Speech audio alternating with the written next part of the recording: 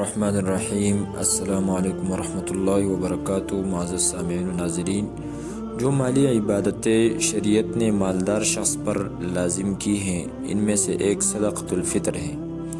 صدقۃ الفطر کے بارے میں کچھ اہم باتیں پیش خدمت ہیں۔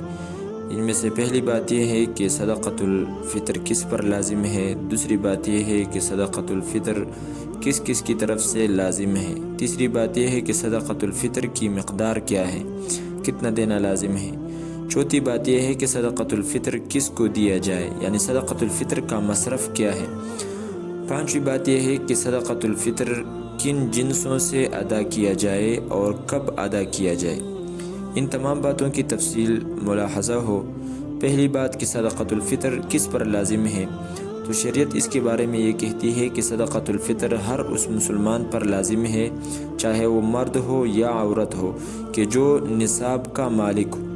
نصاب کا مطلب یہ ہے کہ وہ شخص 52.5 تولے چاندی یا اس کی قیمت یا ضرورت سے زائد اتنے اسباب کا مالک ہو کہ جن کی قیمت 52.5 تولے چاندی کی قیمت کے برابر ہو۔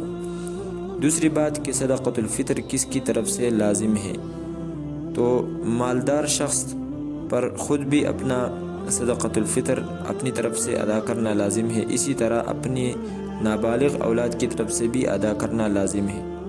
نابالغ اولاد اگر مالدار ہو تو ان کے مال سے ادا کرے، اور اگر مالدار نہیں ہے تو پھر اپنی مال سے ادا کرنا لازم ہے۔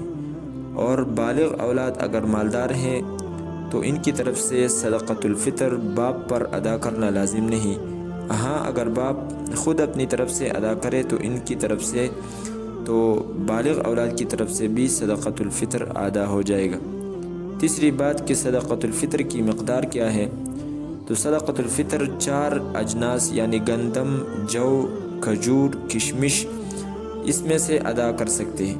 چنانچہ گندم میں سے 2.25 کلو یا احتیاطاً 2 کلو یا اس کی قیمت، جبکہ جو، کھجور، کشمش میں سے 3.5 کلو یا اس کی قیمت ادا کرنا لازم ہے۔ چوتھی بات یعنی صدقۃ الفطر کس کو ادا کیا جائے، تو صدقۃ الفطر ہر اس شخص کو دی جا سکتی ہے کہ جس کو زکوٰۃ دی جا سکتی ہو، اور زکوٰۃ ہر اس شخص کو دینا درست ہے کہ جو نہ سید ہوں اور نہ 52.5 تولے چاندی یا اس کے برابر مالیت کا مالک ہو۔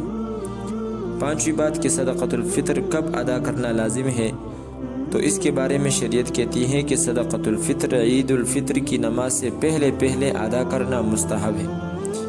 آج کل کے دور میں رمضان المبارک شروع ہوتے ہی ادا کرنا چاہیے تاکہ غریب اور نادار لوگ عید کے لیے اپنی ضروریات اس سے پوری کر سکیں۔ اللہ عمل کی توفیق عطا فرمائے۔